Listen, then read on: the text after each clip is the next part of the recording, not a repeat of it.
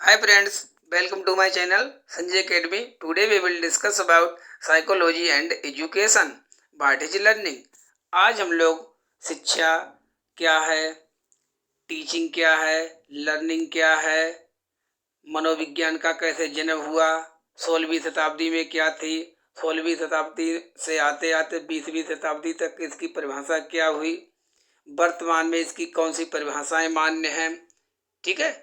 और वाटसन ने क्या इसकी परिभाषा दी, विलियम जेम्स ने क्या इसकी परिभाषा दी।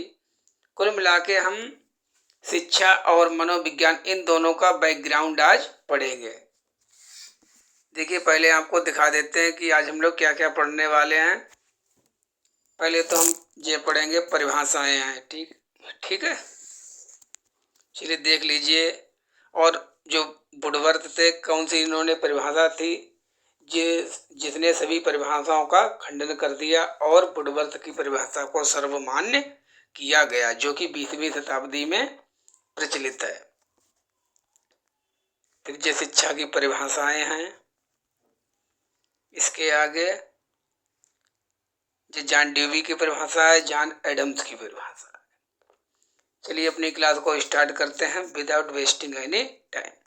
अगर आप भी TET, C TET, super TET या अदर किसी भी टीचिंग एग्जाम की तैयारी करते हैं तो ये आपके लिए बहुत ज़्यादा हेल्पफुल क्लास होने वाली है। या किसी भी एग्जाम की तैयारी करते हैं जिसमें पूछी जाती है साइकोलॉजी। देखिए सबसे पहले एजुकेशन क्या है। एजुकेशन एक यूनानी भाषा के वर्ड एडुकेयर से मिलकर बना है, जिससे बना है एजुकेशन। और एजुकेशन की जो हिंदी है वो है शिक्षा। आपको वर्ड इटाइमोलॉजी, वर्ड कैसे बना उसके बारे में बहुत ज़्यादा जानने की ज़रूरत नहीं है, बस एजुकेशन मीन्स शिक्षा। अब शिक्षा क्या है? शिक्षा एक सीखने व सिखाने की प्रक्रिया है। शिक्षा क्या है? शिक्षा एक सीखने व सिखाने की प्रक्रिया है। ऐसे ही डायरेक्ट क्वेश्चन आ जाता है कि शिक्षा है, जैसे लिखा है शिक्षा, नीचे उसके 4 ऑप्शन दे दिए। शिक्षा क्या है? शिक्षा एक सीखने व सिखाने की प्रक्रिया है। सीखते हैं हम अपने आप और सिखाते हैं दूसरे को, यही शिक्षा है।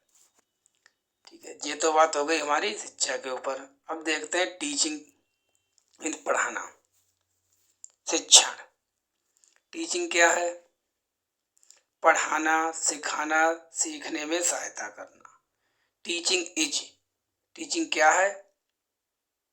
पढ़ाना, सिखाना, सीखने में सहायता करना। लर्निंग क्या है? व्यवहार में होने वाला वांछित परिवर्तन अधिगम है। लर्निंग को अधिगम भी कहते हैं। वैसे लर्निंग में सीखना होता है, लर्निंग का मतलब अधिगम भी होता है। तो अधिगम क्या है? अधिगम व्यवहार में होने वाला वांछित परिवर्तन है। यहाँ पर व्यवहार ही क्यों है, चेतना क्यों नहीं है, आत्मा क्यों नहीं है, उसके बारे में हम अभी डिस्कस करेंगे। वांछित परिवर्तन, ठीक है। अगर यहाँ पर लिखा हो अवांछित तो गलत हो जाएगा। वांछित माने होता है सही, अच्छा। अवांछित माने होता है गलत। वांछित का मतलब होता है रेलिवेंट और अवांछित का मतलब होता है इररेलीवेंट। तो लर्निंग क्या है, बस एक लाइन में आपको याद रखना है, व्यवहार में होने वाले वांछित परिवर्तन को ही हम अधिगम कहते हैं। अब देखते हैं साइकोलॉजी का बैकग्राउंड, बिल्कुल शुरुआत कहाँ से इसकी शुरुआत हुई, फिर 20वीं शताब्दी से। देखिए साइकोलॉजी अर्थात मनोविज्ञान को हिंदी में कहते हैं मनोविज्ञान, इंग्लिश में साइकोलॉजी। साइकोलॉजी यूनानी भाषा के 2 वर्ड साइकी प्लस लोगिया से मिलकर बना है। साइकी का मतलब होता है आत्मा। साइकी का मतलब क्या होता है? आत्मा। और जो लोगिया होता है इसका मतलब होता है लॉजी। लॉजी मीन्स स्टडी करना, किसी चीज के बारे में पढ़ाई करना। तो साइकोलॉजी वर्ड का मतलब क्या हुआ? आत्मा का अध्ययन करना। तो 16वीं शताब्दी में एक परिभाषा दी गई थी, किसके द्वारा? जिनके से ऐसा डिस्कशन चल रहा था, अरस्तु, प्लेटो और डेको का। डेको कहो या डेकोलॉजी कहो, एक ही है, ठीक है। इन्होंने परिभाषा दी थी कि साइकोलॉजी क्या है, मनोविज्ञान क्या है। मनोविज्ञान आत्मा का अध्ययन है।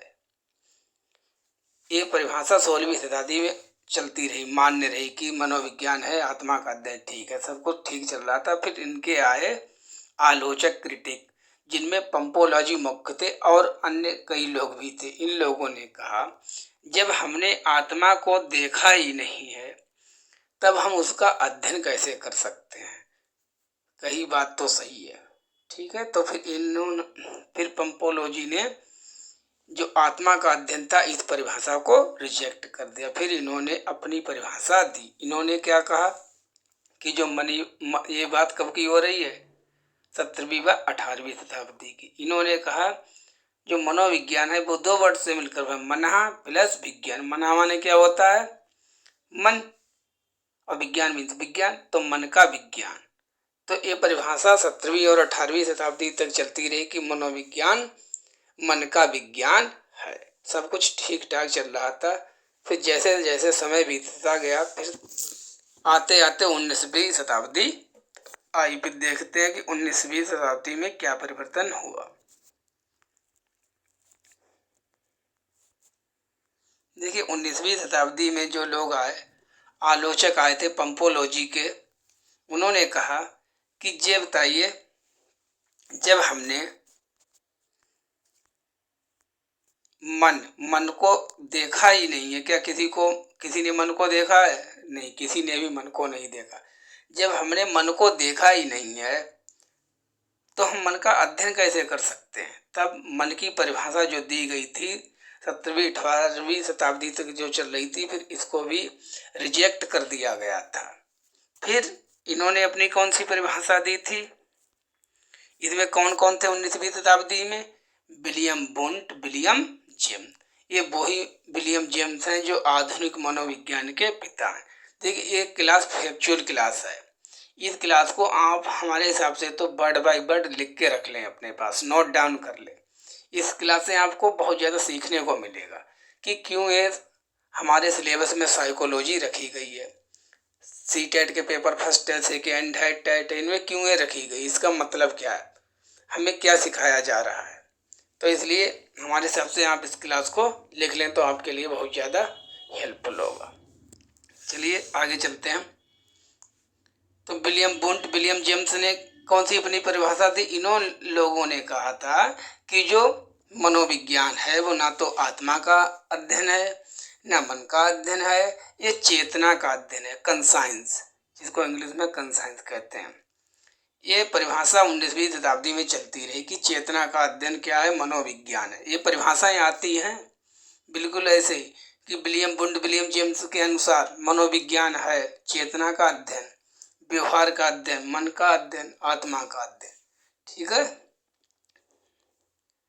तो विलियम जेम्स ने कौन सी परिभाषा दी? चेतना का अध्ययन। अब बात चेतना तक आ गई। फिर आ गई धीरे धीरे 20वीं शताब्दी।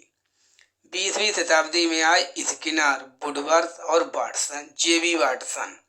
ये वही वाटसन है जो व्यवहारवाद के जनक हैं। इन्होंने अपनी क्या परिभाषा दी? इन्होंने कहा कि सब परिभाषाएं गलत हैं, सब कुछ गलत है। जो मनोविज्ञान है वो व्यवहार का अध्ययन है, क्योंकि व्यवहार को देखा जा सकता है। अगर हमने आपको आज कोई चीज़ सिखा दी है तो आपके व्यवहार में कुछ ना कुछ परिवर्तन होगा, अर्थात आप उस चीज़ को सीख गए। तो मनोविज्ञान का मतलब है व्यवहार में होने वाला वांछित परिवर्तन, जो कि परिभाषा अभी हम ऊपर पढ़ के आए थे, लर्निंग वाली, ठीक है। तो 20वीं शताब्दी में क्या परिभाषा आई और यही वर्तमान में चल रही है। ये परिभाषा आ जाती है ऐसे डायरेक्ट लिख के कि मनोविज्ञान है व्यवहार का अध्ययन। तो हम लोगों को क्या टिक करना है? व्यवहार का अध्ययन ही है मनोविज्ञान। किसके अनुसार? स्किनर, वुडवर्थ और वाटसन के अनुसार। फिर इन सभी परिभाषाओं का कंफ्यूजन दूर करने के लिए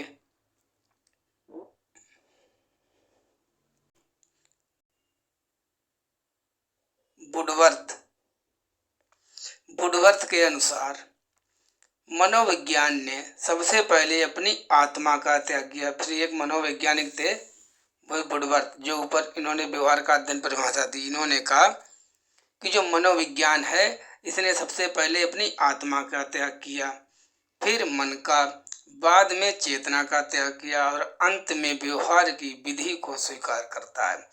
अर्थात वुडवर्थ के अनुसार मनोविज्ञान का मतलब है व्यवहार का अध्ययन करना, ना कि आत्मा का अध्ययन करना, न मन का अध्ययन करना, न चेतना का अध्ययन करना। तो किसका अध्ययन करना? व्यवहार का अध्ययन करना ही क्या है? मनोविज्ञान है। किनके अनुसार? वुडवर्थ के अनुसार। चलिए इसके आगे चलते हैं।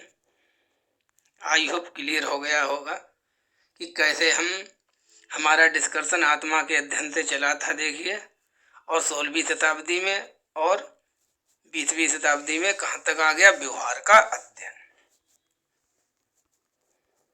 अब हम लोग शिक्षा की कुछ परिभाषाएं पढ़ेंगे। ये ऐसे ही डायरेक्ट आ जाती हैं, ये तो याद करने वाली है, याद कर लें, समझ लेते हैं पहले। महात्मा गांधी के अनुसार शिक्षा क्या है? शिक्षा से मेरा अभिप्राय बालक के मन, शरीर, आत्मा का सर्वांगीण का मतलब चहुमुखी, शारीरिक, नैतिक, सामाजिक सभी प्रकार का विकास, मानसिक, बौद्धिक सर्वोत्कृष्ट विकास करने से है। विवेकानंद के अनुसार क्या है? मनुष्य या बालक की अंतर्निहित पूर्णता की अभिव्यक्ति करना ही शिक्षा है। मतलब विवेकानंद के अनुसार क्या है कि जो बालक है, जिसका जन्म हुआ, तो उसके अंदर जो जन्मजात शक्तियां हैं, पोटेंशियल है, उसको विकसित ही कर देना, उसको नर्चर करना ही क्या है? शिक्षा है। फ्रॉवेल के अनुसार बालक की जन्मजात शक्तियों, जो कि यही बात विवेकानंद ने कही थी, वही बात फ्रॉवेल कहते हैं कि जन्मजात शक्तियों का बाह्य प्रकटीकरण करना ही शिक्षा कहलाता है। आगे देखिए, अरस्तु के अनुसार, बस इतना ही है। अरस्तु के अनुसार स्वस्थ शरीर में स्वस्थ मस्तिष्क का निर्माण करना ही क्या कहलाता है? शिक्षा कहलाता है। फिर एक परिभाषा ये भी है, शिक्षा एक द्विध्रुवीय प्रक्रिया है। ये किसने दी थी? जॉन एडम्स ने दी थी। मोस्ट इम्पोर्टेंट है, किसने, ये टेट में पूछी गई है बहुत बार। अब दो ध्रुव कौन कौन से होते हैं? एक शिक्षक होता है, दूसरा शिक्षार्थी होता है। विकल्प ऐसे ही बना दिए जाते हैं कि कौन कौन से ध्रुव हैं, कौन से नहीं है। तो जॉन एडम्स के अनुसार शिक्षा की दी प्रक्रिया शिक्षा एक द्विध्रुवीय प्रक्रिया है। फिर जॉन एडम्स के आय जॉन डीवी या ड्यूवी, जो भी आप कहें, इन्होंने परिभाषा दी कि शिक्षा द्विध्रुवीय नहीं, शिक्षा है एक त्रिध्रुवीय प्रक्रिया। इन्होंने एक ध्रुव को ऐड कर दिया था। वो ध्रुव कौन सा था? वो था पाठ्यक्रम।